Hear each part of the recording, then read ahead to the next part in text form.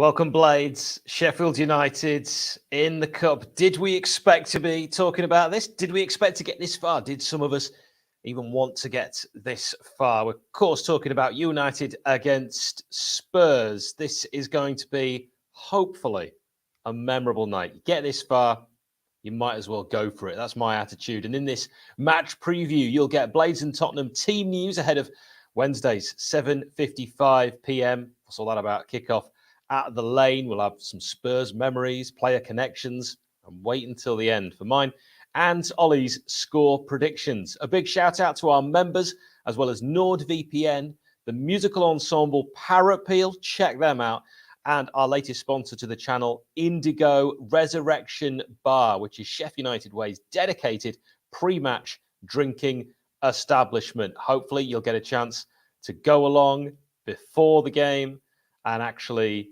see some of the lads in there and enjoy what they have to offer. Let me welcome into the stream Ollie. Ollie, you've actually been to Indigo a few times. What's it like, mate? It's nice. It's a good bar. Yeah, I'm a big fan. I always like getting a little bit of a discount with my season ticket. And yeah, it's got a really nice vibe. So hopefully some people will be able to join us there pre-game tomorrow. And if not tomorrow, for any future home games, I'm sure you'll find either me or Nick somewhere in the bar. Yeah, absolutely. Now, this was spotted outside a cafe near Wrexham. Not even our coffee is as bitter as Billy Sharp. They're not letting it go, Ollie. Thoughts? Yeah, I mean, obviously, to be honest, I don't really know what we're previewing, to be honest, Hal, because they won, didn't they? They're playing Tottenham. I thought I'd seen lots of Wrexham versus Tottenham sort of like expectations. I thought that's what the BBC was putting on. Like, I'm not, what are we doing again? Did we actually knock them out and it's us playing Tottenham? It's a good question, isn't it? Yeah, it certainly feels like that. Also, is saying that your coffee's even a little bit bitter actually a selling point? I'm not sure it is. Strange marketing. I'm not going in there. No, I'm not going in there either. But fair play to them. You know, you come up with what you can to find ways of selling something that actually should sell itself. Coffee is fairly popular, certainly around the world, in my experience. Now, Ollie is doing his best with his Wi-Fi tonight. We like to be honest with you here on Sheffield United Way. It's not. I know you're doing the face thing. It's not the best, Ollie. We'll see how we get on. If it's really letting you down, I will go solo. But I will take this opportunity to say congratulations to the club on their success at the Football versus Homophobia Awards on Friday night. Not only did United win the Professional Club Award, but Rainbow Blades and Sheffield United Women were runners-up in their respective categories. It's great, I think, the work being done to make everyone feel welcome at beautiful downtown Bramall Lane, being recognised at a national and international level. Rainbow Blades are launching their 600 Club campaign on the back of this win, encouraging LGBTQ plus supporters and allies to sign up to become Rainbow Blades members via their website. Head to rainbowblades.com to sign up for free, with the goal of reaching 600 members by their birthday, which is in April, doing wonderful work. If you haven't yet signed up, hopefully you'll take the opportunity to do that. Members along the bottom, hit join if you'd like to be one and help support us. Last game was Blades against Watford. We previewed it here. Ollie, what did you make of that win? Oh, what a win. Fantastic. Yeah, anybody who managed to catch my 5 things we learned will have known I was a little bit excited after that. I didn't expect it. I was negative Blade last week, but no, they really, really stepped up to the plate. Was really impressed with the performance. And I think the balance of the team was just... yeah, I really enjoyed it, to be honest. I thought it was a very, very good win.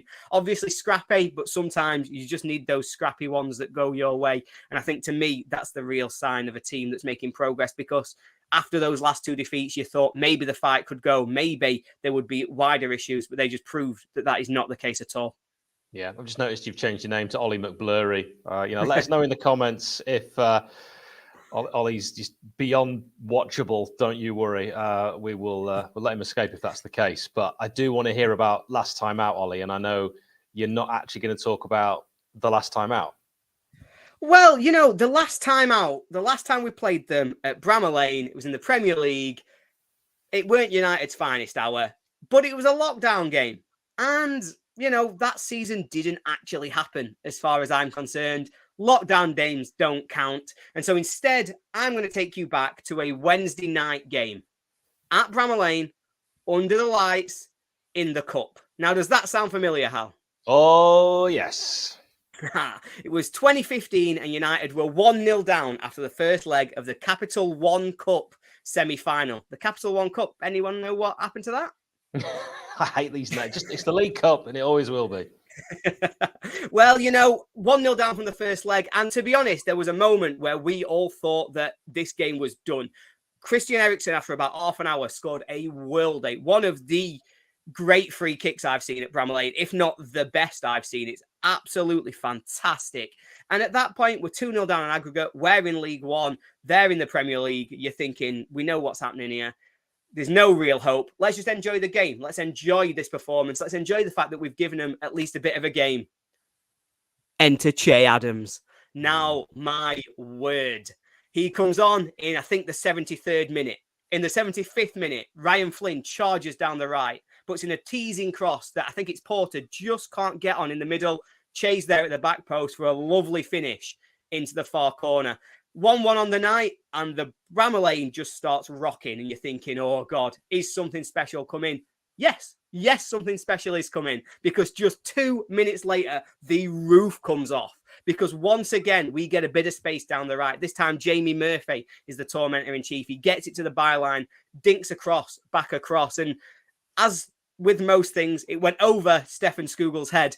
But Che Adams was there again to control it at the back post, smash it on target. Now, it takes a huge deflection into the corner, but who cares? 2-1 on the night, 2-2 on aggregate, and we were absolutely flying at this point.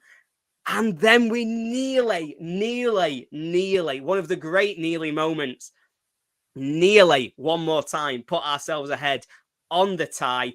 Louis Reed breaks through the middle. He's charging in on goal. He's entering the box. You're thinking, come on, Louis, this is your moment. Academy boy coming through. It's going to be you and Che, the headlines. And he puts it over the bar. His composure just lets him down. Oh, God, I really thought that was going in. Even watching replays, I think it's going in. And that does prove costly, as right at the death, I think it's the 89th minute, Spurs equalise on the night and win the tie. Our defence just goes to sleep a little bit. We're all excited, thinking we might nick the win. And Christian Eriksen, nobody marking him at all, nobody tracking his run, finds himself one-on-one and once again passes into the corner. What a night that was at Bramall Lane, Hal, albeit not with the end result we wanted. Absolutely. Well surmised as well. You had me really hanging on every word. You were painting pictures with words, Ollie, and it was great, especially as it was like watching you sort of every movement was a big movement. Hopefully there won't be too many big movements for Sheffield United starting 11. That's a segue because team news for us. Anel, we know, picked up his 10th booking of the season. He'll likely play now because he'll be out for the next couple of league games, won't he, Ollie?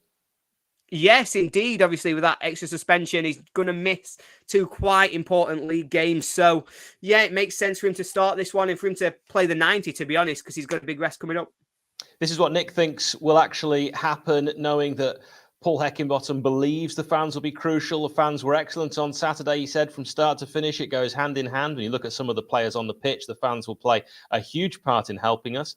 Now, speculation that Kieran Clark is ill. We know that Egan is suspended. So what he said, Hecky, is we've got illness going through the camp at the minute. It's something you mentioned last week.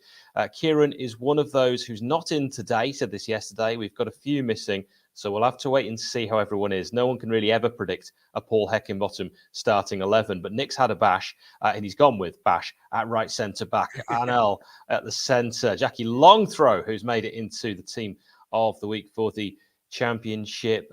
Baldock at right wing-back. Ben Osborne, I think, is a left wing-back. I think he plays really well. I think he's really a left midfielder, but we don't play that. Koulibaly, Fleck, Doyle, McAtee, with Daniel Jefferson back in the starting lineup. And I didn't ignore it, but Adam Davies, the cup goalkeeper, perhaps where we're going to go there. So here's what we're thinking. What do you reckon? Agree, disagree, Ollie? Yeah, I think that's pretty much what I'm expecting, to be honest. I don't know about Fleck. Obviously, just coming back from quite a long injury layoff. I know we'll say he needs minutes in his legs, and that's certainly true. But obviously, putting a massive shift at the weekend, him coming straight in to play again, potentially a risk. So I'm not sure if we'll be risking him again.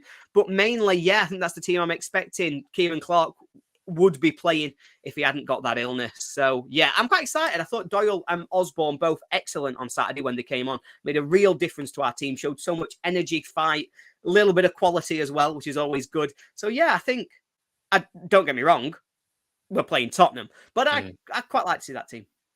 Paul Heckingbottom, he's many things. He's a great manager. He's a great family man. He's a wonderful human. He's also a liar. And he said a few things in press conferences before that have ended up not being the case. I think he's being 100% genuine when he talks about Kieran Clark being ill and illness going through the camp. But let me just say this. I would not be surprised at all if Kieran Clark is playing in this match. In fact, as Wolfgang Bailey says, put Clark at centre-back, even if he does have a sniffle. We've all played football with a sniffle, right? Yeah, indeed. Fairly regularly, to be honest with you, Hal. I'm never not ill. So every time I play football, I'm playing with a sniffle. Mate, your internet is ill. Yeah, my internet's dead. I think somebody needs to just sort of call it. It's gone. Rest in peace. Decision has been made. Well, I actually think it's just great having you along for these previews, even if it is just seeing you kind of in pixel shapes. Actually, it's looking a lot better right now. Please give us opposition info, Ollie, because they've got a lot of injuries, which could be handy.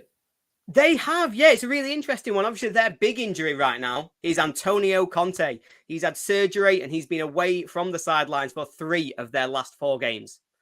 Does that sound like it's going to be a good thing? Probably not, no, because while he's not there, they've won 3 out of 3. The only game he came back for was one right in the middle, and they lost to AC Milan. So get well soon, Antonio. I think in normal circumstances, I would be expecting them to make changes and be playing what they would say is a weakened team. I looked at their 11 against Preston, but then looking at that team, you've got Bentancur out, Sessegnon out, Bissouma out, Lloris is out. So I don't think they've actually got that much scope to play this weakened team that we're all expecting. So I think they'll probably look something like Fraser Forster in net.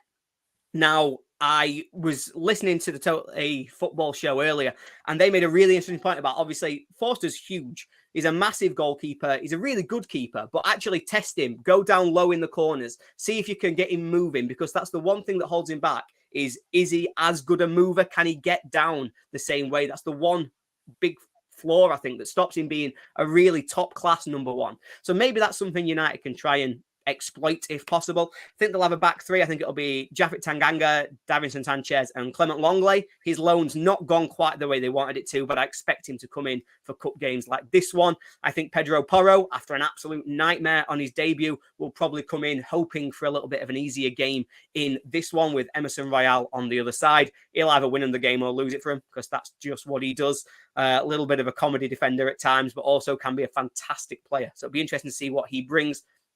I think midfield will see Oliver Skipp and Pierre-Emile Højbjerg. It's possible that Pape Sarr will play. I know that obviously Højbjerg and Skipp played at the weekend. They might want to give them a rest because they've not got much else in centre mid at the moment with those injuries. So be interesting to see where they go on that. I then think it'll be Perisic, Kulusevski with Son up front. I think Harry Kane will be given a rest, though I'm sure we will see him at some point. So started this off by saying they might weaken their team. I don't think they've weakened it at all. So are you scared yet, Hal, or shall I go into a bit more detail about when Kane comes on after about an hour? Kane! I was listening to that. I did a Tottenham YouTube podcast. I did a Tottenham YouTube channel. And I was talking about Tottenham players because they asked me to. They said, what do you make of the Tottenham team? And I just want to say, listening to you there, I realised I haven't got a clue who plays for Tottenham. I sort of stopped paying attention when the Blades got relegated from the Premier League. I don't know if any other United fans are like this, but I don't care when we're not. I don't like the Premier League. I really think it's a bit of a circus. I think it's unfair. I got so sick of VAR when we were in there. The COVID season was such a tainted, bad memory that actually I concentrate on Sheffield United and I only care about Sheffield United. So they were asking me about Tottenham players. I was thinking like Teddy Sheringham, Les Ferdinand, Ovinder Leonardson, Neil Sullivan, Steve Carr, because that's pretty much the last time I paid attention to another team. Could not care less. Yeah. Didn't cover myself Massive in glory. David Ginola fan, weren't you? That's what it Oh, was. big time. But it was the smoking. That's what really impressed me. Because it looks cool, kids. Now, Opposition View From, created by Roy's View. Go to roysviewfrom.com. You'll get all of the info there. Don't smoke, by the way. I was joking. In Billy Sharp and Ollie McBurney, they have two of the most loathsome players in the EFL. Smash them. That's not very nice. Wow. Yeah, that's a lovely start to things this evening. I can't say anything about this next comment because I just mentioned that I don't know anything about Tottenham players, but there is a comment here that perhaps suggests that they're not concentrating on the Championship. Brewster nailed on for a hat-trick. I don't think they've ever seen Ryan Brewster play football. I'm just going to throw it out there. There's a lot to unpack in that. There's so many reasons why that won't happen. Sheffield has millions of jewelry shops. My ex made me walk around them all before buying a ring in the first one she went in. I picked that quote out because it's nothing to do with the game. Just rotate a few players that need a rest and make sure we get through, which I actually picked that one out as a very fair comment. And I think that's genuinely how a lot of Blades are feeling about this game as well. We know that we have to get promotion this season. Financially, it is imperative. Yep. We don't necessarily need anything to detract from that. However, you don't know that a cup run will be detrimental to league results. You just don't know. So why not? If you get this far, go for it. Yeah, especially, obviously, if you're Tottenham, there's the meme that constantly goes around about them never winning trophies, about them, Christian Eriksen leaves, dies, comes back to life, joins another team and still wins a trophy before they do, kind of comments. And so it's interesting to see, obviously, they'll want to get through. This is huge for them. They'll feel they've got a real opportunity. But just to come back on that last comment, I would also say Sheffield does have a million of jewellery shops. When I was shopping for our engagement and wedding rings, I had exactly the same problem as that guy. So I can relate, my man. Yeah, you and your wife, let's make that clear. Although I am fond of you. I don't know if we're quite there. Well, fine. If that's what you think, I thought we were going next weekend, but fine. I'll tell you now, if you come and live with me, you'll have better Wi-Fi. Now let's look at the referee for Den Blades versus Spurs. It is John Brooks, not the defender who plays in Germany, but John Brooks from Leicestershire, and he's refereed 18 games this season, giving 67 yellows. That's high for 18 games. 2 reds, and he's given 8 penalties, which is very high for 18 games. He was the man in the middle for our 2-0 win at Millwall, also in the FA Cup in the 3rd round. I don't know if it's rare, because I only started paying attention to who referees our games kind of recently. But to get a ref that refs you in the cup, then does again, it seems that would be rare, but he actually did a pretty good job. No VAR in that game. There'll be no VAR in this game. Of course, there could be further on if we get there in the rounds. Let's get your score prediction, Ollie. What do you think? Yeah, I think this is a really tricky one to predict because I've got no idea what anybody's team's going to be. I think if United go out with their full 11 and really attack this game, then we could be in for a special night at Bramall Lane, because this Tottenham side have got a little bit of a wobbly underbelly that maybe you can get at if you put a little bit of pressure on them. But with the team I expect, with the changes, with Tottenham being relatively strong in their lineup, I think it'll be a brave performance and a cheap defeat. Gonna go 2-1. If 2-1 either way. If United play a first team, 2-1 United. If Spurs play if United don't play a first team, 2-1 Spurs. Yeah, I mean, that's not at all what you've written on our notes, which has thrown me because now I've got to say a different one. Changed my mind the last minute because I bottled it, and I was like, I looked at my score saying a brave 3-1 defeat, and I thought, actually, no, I think we'll do better than that. And I think we'll actually be able to hold them closer. The people need to know that Ollie McBlurry and Fries wrote a 3-1 defeat, and I was going to be the knight in shining armor with suspiciously dark beard and say Blades are going to win 2-1. And I'm not always that positive on these score predictions, but I've been consistently saying that right throughout the week. 2-1 United. Let's have them. Let's also think about players. Now, this isn't instantly coming to me. Players that have played for both of these clubs. So, Ollie, give me 2. So the 2 that immediately came to mind for me were 2 that went to them in exactly the same transfer. So I'm going Kyle's A and B, really. Kyle Walker and Kyle Norton, though admittedly, I can't remember if Kyle Norton ever actually played a game for them.